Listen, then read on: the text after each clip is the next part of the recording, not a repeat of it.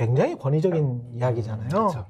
근데 그거를 그리고 이제 한국 같은 경우는 특히 왕가처럼 생각하시는 분들이 아직도 많죠. 네. 근데 그걸 또 이제 굳이 또 영수회담 뭐 이렇게 하는 게 저는 좀 사회가 앞으로 나아가는데 별로 도움이 안 되는 단어다. 근데 저는 개인적으로 이게 좀 권위주의 시대의 좀 산물이기도 하고 그 이후에도 이제 민주화되면서도 영수회담을 계속 해왔거든요. 그래서 관행적으로 이제 부르는 이름인데 저는 사실 영수회담보다는 앞으로는 대통령과 국회의장이 조금 더 이렇게 삼권 분립 속에서 대화를 좀 정례화하면서 국회가 한 축으로 움직여야지 지금 대통령제 하에서 여당은 거의 뭐 내각제 비스무리하게 한 편이 돼가지고 하다 보니까 뭐 대한민국 헌법이 뭐 내각제적 요소가 아예 없지는 않습니다만은 이 영수회담을 좀 바꿀 그런 계기는 좀 필요하다 이런 생각이 좀 듭니다. 그렇습니다. 제가 이제 이런 생각을 자꾸 하는 이유가 과거에 말이죠. 그 KBS 있으면서 이런 그 테이프를 봤어요. 이승만 대통령이 있는데 이승만 대통령 생시 때도 그렇고 서울대 있지 않습니까? 네. 그때는 구정을 다 셌잖아요. 서울대 대법원장하고 국회의장이 서울 세배 인사를 드리러 가요. 근데 그게 대한뉴스에 나와. 그래서 희기본 이런 거를 보면 이승만 대통령이 있고 세배 인사를 드리러 대법원장과 국회의장이 가. 그러면 보면서 저게 민주주의가 맞아? 삼권 분립이야? 왕 같아. 근데 아직도 그런 생각을 가지시는 분들이 많고 자꾸 그런 인식을 주입시키더라고요. 알게 모르게. 지금 언론사들이. 한남동에 그 세 개의 관저가 다 모여 있는 건 아시죠? 다 붙어 있어요, 거기에. 붙어 있어요. 제가 왜냐면 국회의장 공관을 예전에 초청받아서 한번 간 적이 있는데 그때 그 옆에가 대법원장이고 그 옆에가 윤석열 대통령. 그게 원래 이제 외교부 장관 공간이었잖아요. 그렇게 모여있던 게 이제 대통령까지 거기 가가지고 뭐 지금도 세배를 하실지는 제가 잘 모르겠습니다. 근데 그냥 좀 자주 만나시면 좋겠다 그 생각도 들어요. 근데 이게 그 개헌상에서도 전 다뤄줘야 된다고 보는데 대한민국 헌법에는 상권 분립도 규정돼 있고 그래도 행정부 수반인 대통령을 국가 원수로 규정을 하고 있어요. 그렇죠. 그러니까 이 국가 원수로서의 기능이 있고 또 행정부 수반으로서의 기능이 나눠지는 건데 저는 국가 원수의 지위는 조금 한번 조정할 필요는 있다. 물론 대표자라는 의미에서는 우리가 한 명은 골라야 되니까 그렇죠. 선택은 하겠죠, 대통령을. 네. 근데 문제는 지금처럼 마치 과거로 치면 세배를 받는 이런 수준의 제왕으로서의 기능은 저는 많이 약화시켜야 된다. 그리고 뭐 총리제인 나라에서 총리가 나가서 업신여금을 당하냐 그러면 그것도 아니잖아요. 그럼요. 그 나라의 대표인데. 다 그리고 우리나라 위상 정도면 다 대우해 주거든요. 그러니까 그 사람이 하기 나름이지. 그리고 지금 현재 윤석열 대통령이 그런 것 때문에 더 욕을 먹고 있는지도 몰라. 만약에 행정부 수반 정도면 이렇게 실망하지는 않아. 그렇죠. 근데 이재명 대표와의 회담에서도 그렇고 저건 누가 대통령인지 모르겠네 라는 그런 느낌이 들었거든. 어떤 의미냐면 장기적 중장기적인 나라에 대한 비전이 이분한테 안 나오는 거예요. 이 윤석열 대통령한테. 오히려 이재명 대표가 말한 12가지 의제에 거의 모든 게 다 들어가 있어. 그러면 이건 좀 심각한데 이 사람?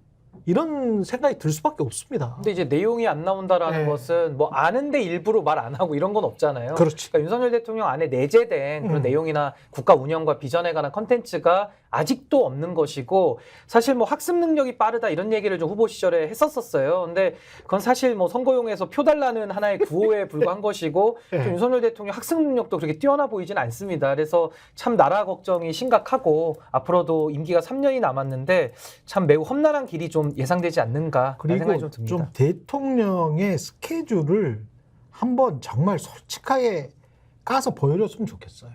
저는 투명하게. 이게 국민들이 주권자거든요. 본인이 주권자는 아니잖아. 헌법상 국민들이 주권자고 유권자가 주권자인데 아니 학습할 시간이 있나 이분이?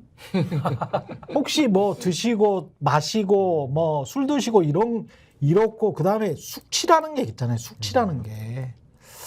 이런저런 것들 때문에 이분이 학습할 시간이 있나? 그리고 그 대통령실의 출입 기자들의 이야기를 들어보면 서너 장 읽는 것도 귀찮아하는 것 같다라는 초기에 그런 이야기들이 있었거든요.